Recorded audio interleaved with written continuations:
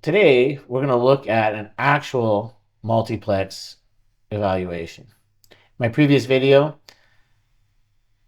we discussed how we do this, but now we're going to actually see if we can make some money investing in one of these. So this is a real deal, and we're going to choose whether or not to invest in this property. Let's start by looking at the property. It's located in northwest Toronto off the Eglinton LRT, and it's a very good location, walkable, lots of amenities, infill, all the things that make sense about the city. And we're going to build 5 new modern units there. Here's a rendering of the main building, which is 4 units. And as you can see, it's quite attractive, quite modern. These are the 3-bedroom layouts. Looks pretty good, quite livable. And here's what we're going to try and do. We're going to take a 0.7 acre lot, and we're going to actually tear down this bungalow and build a nice, beautiful multiplex. The borrower came to us. They actually, relatively experienced borrower. They've acquired 3 different sites, all cash, and this is their mortgage ask: 2,750,000, 12-month term.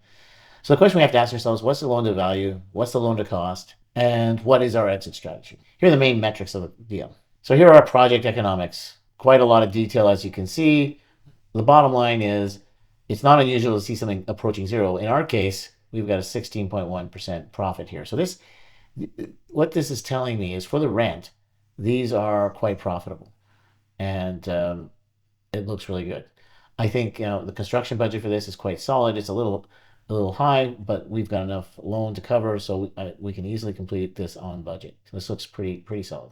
Again, we're going to look the sources and uses. This is just showing us how we're using the fund. That's the uses, land, construction, soft costs, financing costs, contingency, etc. And our loan is is one of the sources, and the borrower's equity. So pretty simple, pretty straightforward. And as you can see here, we're looking at 74% loan to value, loan to cost, and 25% loan to cost in terms of equity.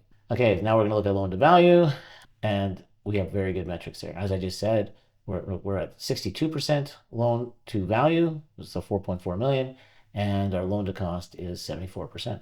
You could see how we came to these numbers, but one of the things we have to now look at is actually the rents, because that's what determines our value.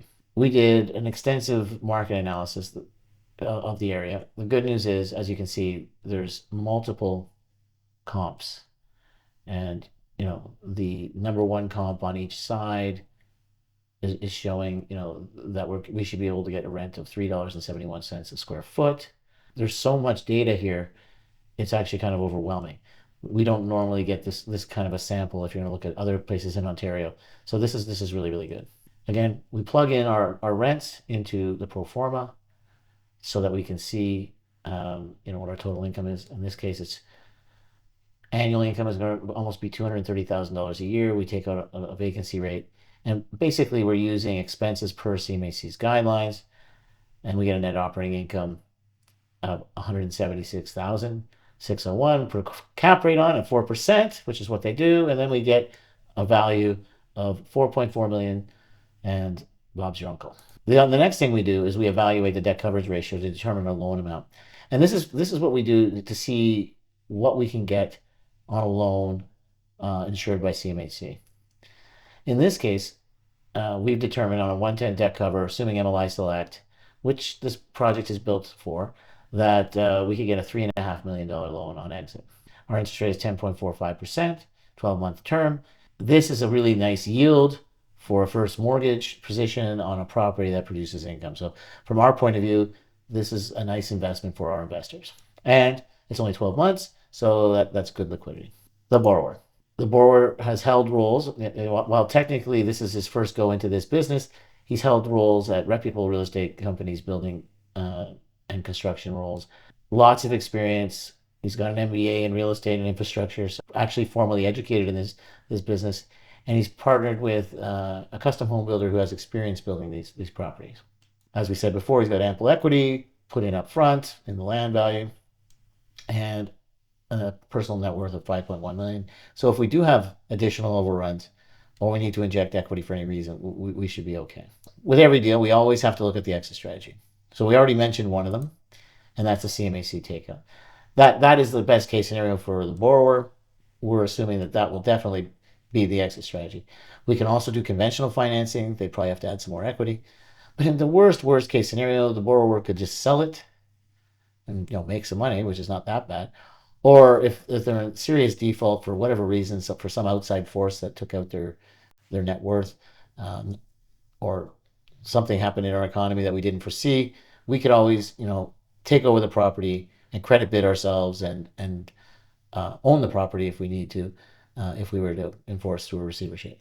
I don't see that as a scenario, but even if it was, we wouldn't mind owning the property. So the real question, do we invest or don't we invest? Well, I think I've led you down the path. It's looking pretty good from what you can see in the numbers, and you can see why we're pretty hot on these multiplex products. These metrics seem to work out this way consistently. So, did the borrower meet the required equity? Yes. Strong borrower profile? Yes. Good rental analysis? Yes. And a good, strong takeout. Good location. And it doesn't hurt that the City of Toronto wants you to actually build this unit. So that should mean that our inspections and all the processes with the city go well. So this is just a yes, yes, yes, yes, yes. So we should invest, make some money, have a look at Real Alt. This is what we're putting in it. Great investment. Looking forward to it.